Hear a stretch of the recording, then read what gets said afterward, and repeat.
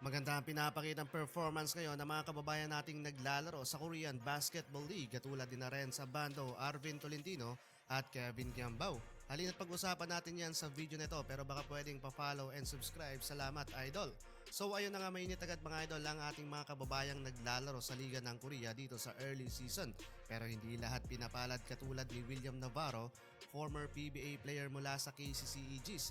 As of now mga idol, limitado sa playing time with average of 8.5 minutes at nag-average din siya mga idol ng 2.7 points, 1.2 rebounds per game.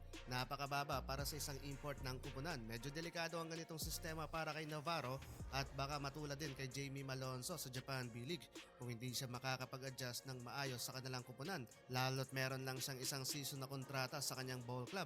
Ang masama pa dito mga idol ay apektado din siya sa 3 years ban ng PBA. As of now mga idol, daw ganun ang nagiging performance niya, top 1 sa standing ngayon ng KCC Aegis na may 5-1 win-loss record.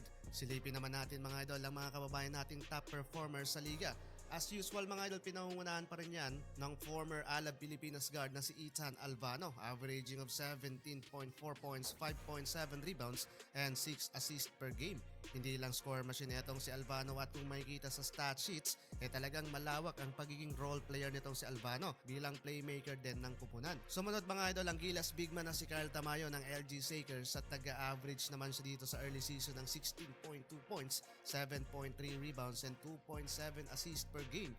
So far mga idol, malaki din ang nagiging tiwala sa kanya ng kanyang head coach, especially sa kanilang opensa. Maging ang former Gilas Pilipinas guard na si SJ Bilanghel ng Daigo Kogas, wala pa rin kupas mga idol sa patatlong taon niya sa kupunan. 16.3 points, 3.3 rebounds, and 3.2 assists ang kinamada niya per game. Yun nga lang, masama mga idol ang kanilang opening campaign kulelat sa standing na may 0-6 win-loss record. Sunod pang makakalaban nila ang kupunan ni na Carl Tamayo.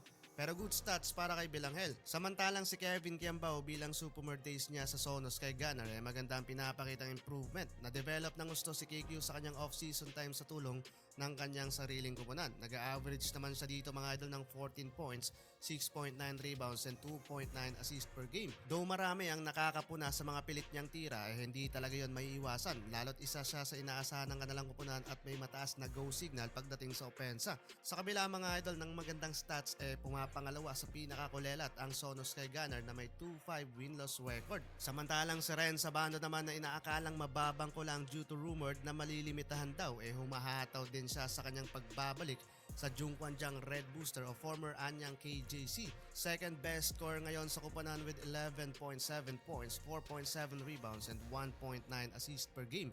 Dahil sa magandang performance niyang pinapakita agad siyang nakabalik sa starting unit ng JKJ Club. Rank 2 sa standing na may 5-2 win-loss record. Stand out din mga idol ang former PBA player na si Arvin Tolentino sa kupunan ng Seoul SK Knights. Second best scorer din na may 12.3 points, 2.6 rebounds per game. Sana maiakyat din siya sa first 5 ng kupunan.